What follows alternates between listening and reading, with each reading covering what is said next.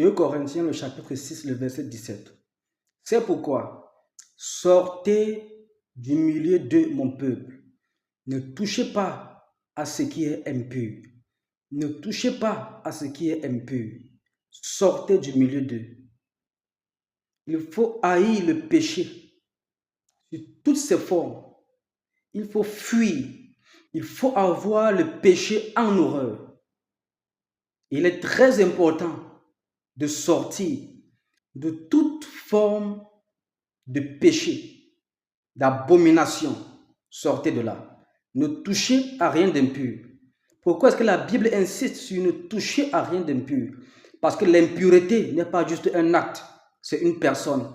C'est une bête qui doit venir après l'enlèvement de l'Église. Dans Apocalypse, le chapitre 13. Cette bête viendra avec les noms des blasphèmes et des impuretés sur elle.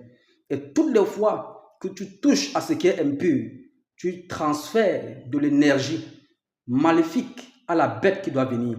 C'est pour ça que la Bible dit que quand l'iniquité aura atteint son comble, c'est à ce moment-là aussi que l'Église sera enlevée.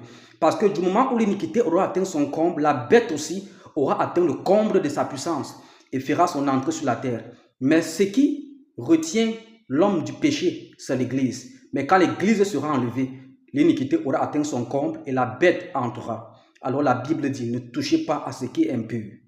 Ne touchez pas à ce qui est impur. Sortez du milieu de mon peuple. Et ne touchez pas. Veillez sur votre sanctification. Ne touchez pas à ce qui est impur.